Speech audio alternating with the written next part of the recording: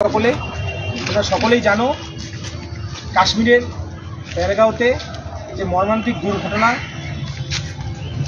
পৃথিবীর যাকে ভূস্বর্গ বলে আমরা জানি কাশ্মীর, সেই কাশ্মীরে নেমে এসেছে মৃত্যু ছায়া। এই সন্ত্রাসবাদী, যাদের কোনো ধর্ম হয় না, যাদের কোনো বর্ণ হয় না, এরা শুধুই সন্ত্রাসবাদী। এদের কিছু নারকীয় সন্ত্রাসে চলে গেল 28টি প্রাণ।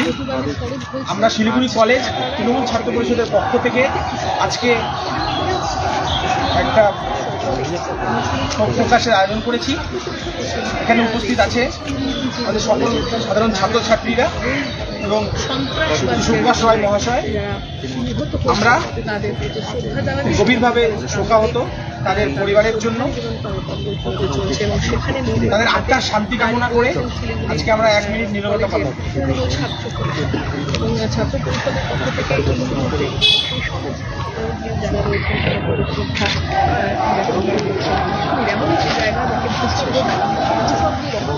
রক্তভাবে আবারও সাদা ভূস্বর্গ লালে পরিণত সেই তাদের যে অবস্থা, সেখানে কিন্তু অর্থাৎ যে ধরনের পরিস্থিতি রয়েছে, কাশ্মীর সেখানে কিন্তু একেবারেই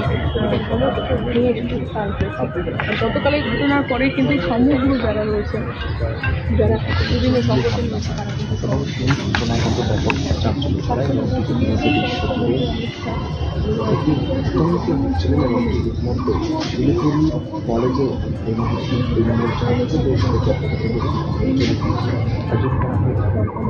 তারা পর্যটকের মৃত্যু, আর সেই মৃত্যুতে গভীরভাবে শোক প্রকাশ করেছে।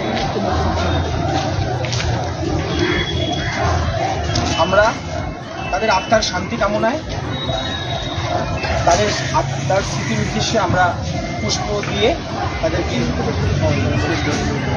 নিবেদন করব।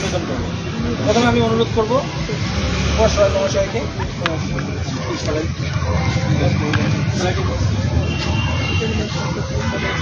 একটা ধরার।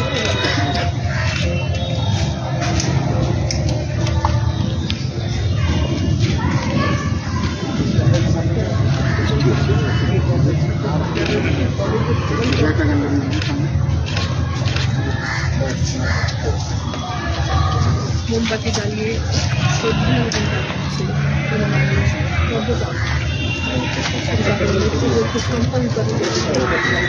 সাধনা হয়েছে গতকাল বন্ধু হামলার খবর ইতিমধ্যে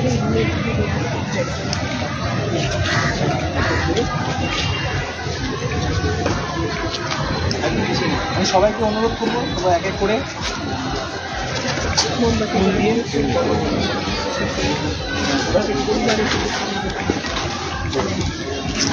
সন্ত্রাসের বিরুদ্ধে দাঁড়িয়ে গোটা দেশ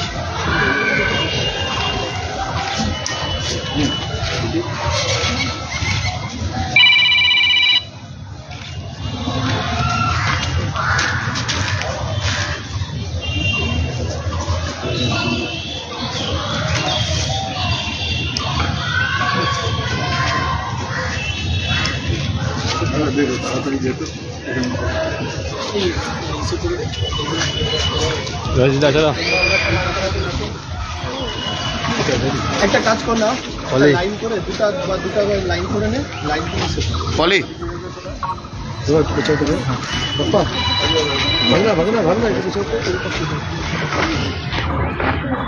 এবং তো সেই ছবিটা কিন্তু আপনারা দেখতে পাচ্ছেন, যদি দেওয়া হচ্ছে লাইন করে এই দেখে দাও না, এই পাশে চলে আসো, ঠিক আছে আসো দাদা অন করে লাইন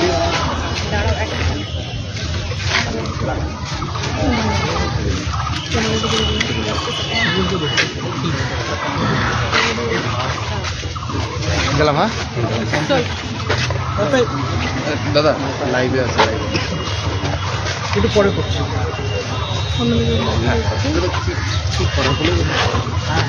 আজকে আমাদের শিলিগুড়ি কলেজের ছাত্ররা এবং ছাত্র নেতৃত্বরা আজকে শোক জ্ঞাপন করল। যে নরকীয় ঘটনা, যেখানে ভূস্বর্গ আমরা বলি, ভূস্বর্গভাবে আমরা জানি, সে ভূস্বর্গকে যারা ভূনরক বানিয়েছে এবং এই 28টি প্রাণ যেভাবে হত্যা করা হয়েছে এবং হত্যা লীলা চালানো হয়েছে প্রায় অনেকক্ষণ ধরে, সেটাকে আজকে আমরা এই শোক নিবেদন করার জন্য, তাদের প্রতি শ্রদ্ধা নিবেদন করার জন্য আজকে আমাদের এখানে ছাত্রছাত্রীরা জমায়েত হয়েছে এবং তারা সেই শোক জ্ঞাপন করলেন। এটাই আমাদের আজকে কর্মসূচি ছিল। ঠিক ইতিমধ্যে সেই ছবিটা আপনারা দেখতে পাচ্ছেন যে তারা করা হচ্ছে, কারণ গতকালকে যে ঘটনা ঘটেছে নিন্দাজনক।